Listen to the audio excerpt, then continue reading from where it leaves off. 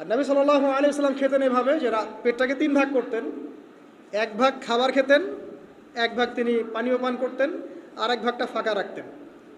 আপনি এভাবে খাওয়া শুরু করেন, দেখবেন আপনি ফিজিক্যালি ফিট ফিল করছেন এবং আপনি ক্লান্ত হচ্ছেন কম, অলসতা কম আসছে কাজে, আপনি এনথুজিয়াজম পাবেন ইনশাআল্লাহ তাআলা। তো খাবারের ব্যাপারটা সতর্ক থাকে। আর এই যুগে খাবারের মধ্যে প্রচুর ভেজাল আছে।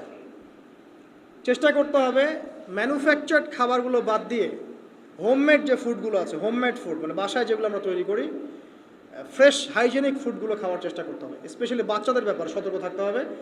বাচ্চাদেরকে, তরুণদেরকে এমন কোনো খাবার খাওয়া যাবে না যে খাবারটা খেলে আপনি অসুস্থ হয়ে যান, আপনার স্ট্যামিনা কমে যায়, আপনি ফিজিক্যালি দুর্বল হয়ে পড়েন। এটা খুব খেয়াল রাখবেন।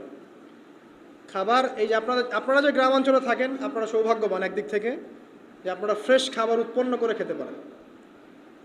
শেষ জামানায় খাবারের মধ্যে খুব ভেজাল আসবে, এটা বিভিন্ন